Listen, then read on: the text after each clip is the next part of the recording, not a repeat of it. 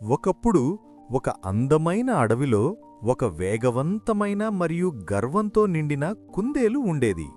అది ఎప్పుడూ పరిగెత్తడం ఇష్టపడేది మరియు మెల్లగా నడిచే తాబేలుని చూసి నవ్వేది. నన్ను చూడు, నేను అందరికంటే వేగంగా పరిగెత్తగలను. తాబేలు చిరునవ్వుతో ఇలా సమాధానం చెప్పింది.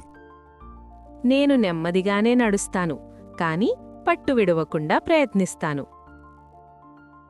ఇద్దరం పోటీ పడదాం, ఎవరు గెలుస్తారో చూద్దాం. నేను ఈ పోటీ చాలా సులభంగా గెలుస్తాను. తాబేలు మరియు కుందేలు పరుగుపందెం చూడడానికి అడవిలోని అన్ని జంతువులు వచ్చారు. పోటీ మొదలైంది. కుందేలు చాలా వేగంగా పరిగెత్తుతుంది.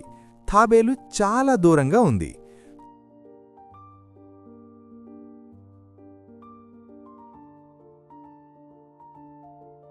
కుందేలు వెనక్కు చూసి నవ్వింది. నాకు ఈ పోటీ చాలా సులభం.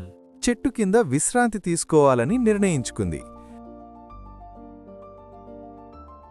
నేను కొద్దిసేపు నిద్రపోతాను.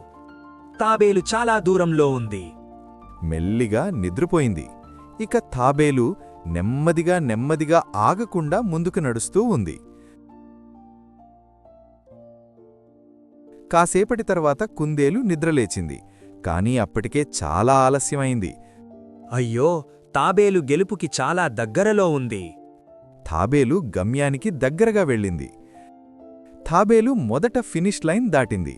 అడవిలోని అన్ని జంతువులు గట్టిగా శబ్దం చేస్తూ హర్షించారు. కుందేలు తన తప్పును తెలుసుకుంది. నీతి: నెమ్మది అయినా స్థిరంగా ప్రయత్నిస్తే విజయం సాధిస్తారు.